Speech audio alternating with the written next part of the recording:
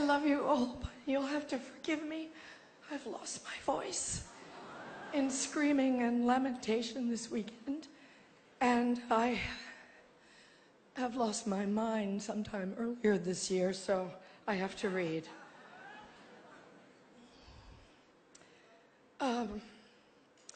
Thank you, Hollywood Foreign Press. Just to pick up on what Hugh Laurie said, you and all of us in this room really belong to the most vilified segments in American society right now. Think about it. Hollywood, foreigners, and the press.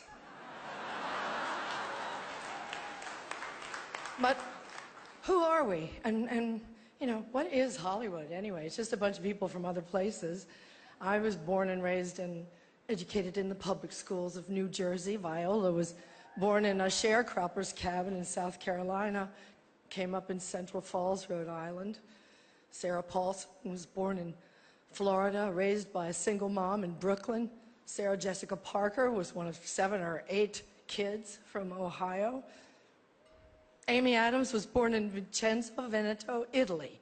And Natalie Portman was born in Jerusalem. Where are their birth certificates?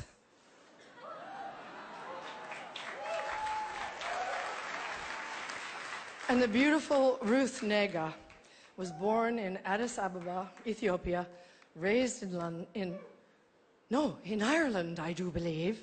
And she's here nominated for playing a small-town girl from Virginia. Ryan Gosling, like all the nicest people, is Canadian. And Dev Patel was born in Kenya, raised in London, and is here for playing an Indian raised in Tasmania. So Hollywood is crawling with outsiders and foreigners.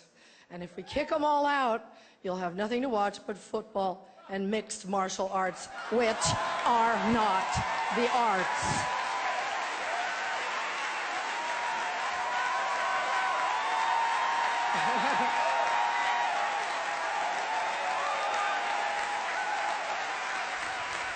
They gave me 3 seconds to say this, so. An actor's only job is to enter the lives of people who are different from us and let you feel what that feels like. And there were many, many, many powerful performances this year that did exactly that. Breathtaking, compassionate work. But there was one performance this year that stunned me. It sank its hooks in my heart. Not because it was good. There was nothing good about it. But it was effective and it did its job. It made its intended audience laugh and show their teeth. It was that moment when the person asking to sit in the most respected seat in our country imitated a disabled reporter, someone he outranked in privilege, power, and the capacity to fight back. It kind of broke my heart when I saw it, and I still can't get it out of my head because it wasn't in a movie. It was real life. And this instinct to humiliate, when it's modeled by someone in the public platform, by someone powerful, it filters down into everybody's life because it kind of gives permission for other people to do the same thing.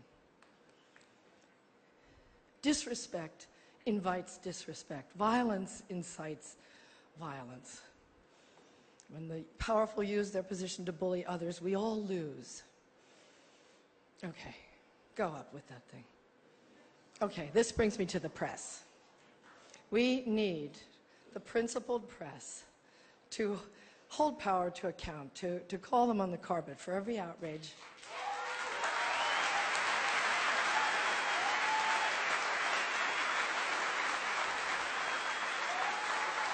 That's why our founders enshrined the press and its freedoms in our Constitution. So I only ask the famously well-heeled Hollywood Foreign Press and all of us in our community to join me in supporting the Committee to Protect Journalists, because we're going to need them going forward, and they'll need us to safeguard the truth.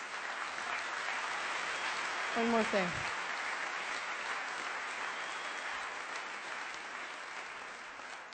Once when I was standing around on the set one day, whining about something, you know, we were going to work through supper or the long hours or whatever, Tommy Lee Jones said to me, "Isn't it such a privilege, Meryl, just to be an actor?"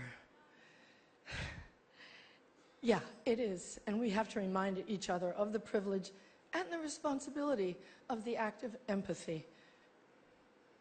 We should all be very proud of the work Hollywood honors here tonight.